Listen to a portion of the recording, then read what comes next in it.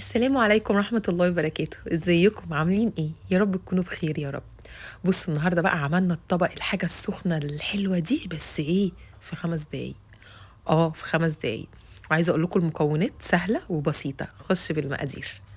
مقاديرنا النهاردة: عسل نحل، 3 علب زبادي وبيضتين وفانيليا. بس كده. سامعاكي اللي بتقولي بس كده. بس كده. بس صدقيني، حتى تعالي كده معايا وهوريكي هعملها ازاي. خش بالطريقة. اول حاجة: فضيت الزبادي، 3 علب زبادي، نزلت عليهم بالبيضتين.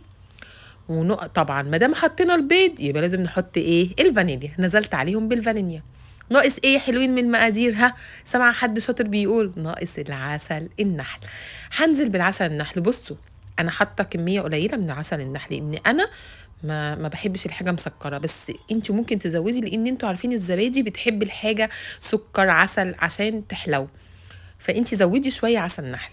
بدات اضرب. ده انا ضربتها ضرب. لما قالت ايه مش هعمل كده تاني. اضرب اضرب اضرب اضرب اضرب. بصوا بقى بدات تبان ازاي، زي الكيك او زي عجينه التشيز كيك. بصوا الجمال. سهله قوي يا بنات، قوي قوي، يعني مش قادره اقول لكم. انا هنا بقى ايه، قلت ازود شويه عسل نحل تاني عشان خاطر الولاد. خفت ان إيه تكون سكرها قليل قوي وهم ما يحبوش كده. بس زي ما قلت لكم انتم ممكن تزودوا عسل نحل عن اللي انا حاطاه. بصوا الجمال. يا سلام. على فكرة ممكن تعمليها في طاجن، لو عندك طاجن فخار. ممكن تعمليها في صينية صغيرة. ممكن لو عندك طواجن التشيز كيك ممكن تعمليها فيها.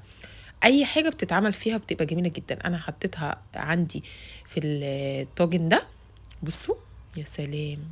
ويلا بينا هنحطها في الفرن يا تعمين. يلا على الفرن. بصوا بقى الجمال. دي شكلها وهي جوه الفرن.